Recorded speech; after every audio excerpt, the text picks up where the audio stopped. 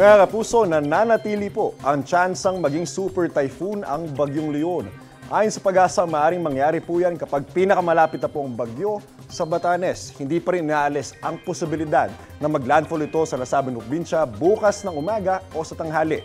Dahil po dyan, nakataas ang tropical wind signal number 3 sa Batanes at eastern portion ng Babuyan Islands. Samantala, wind signal number 2 naman po sa nalabing bahagi ng Babuyan, buong mainland Cagayan, northern at eastern portion ng Isabela, Apayao, Kalinga, northern at eastern portion ng Abra, eastern portion ng Mountain Province at Ilocos Norte. Ang mga lugar na nasa ilalim ng wind signal number 3 at number 2 ay maghanda na po sa malalakas na ulan at hangin. Itinaas naman po ang wind signal number 1 sa nalabing bahagi ng Isabela, buong Quirino, Nueva Vizcaya, ilang bahagi ng Mountain Province, Ifugao, Benguet, buong Abra, Ilocos Sur, La Union at Pangasinan. Maging na rin po sa Nueva Ecija, Aurora, northeastern portion ng Tarlac, northern portion ng Bulacan, northern portion ng Quezon Province, kasama po dyan ang Polillo Islands, ang Camarines Norte, northern portion ng Camarines Sur at northern at eastern portion ng Catanduanes. Mga kapuso, asahan na po ang malalakas na ulan na may pagbugso ng hangin sa mga susunod na oras.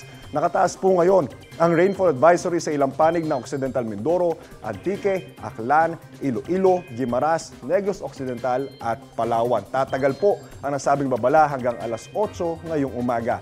Namataan po ang mata ng Typhoon Leon sa layong 395 km silangan po yan ng Kalain, Cagayan. Sa mga oras ito, mga kapuso, ay may lakas po yan ng 165 km per hour at pagbugso nga abot po sa 205 km per hour at kumikilos po yan pa west-northwest sa bilis na 15 km per hour.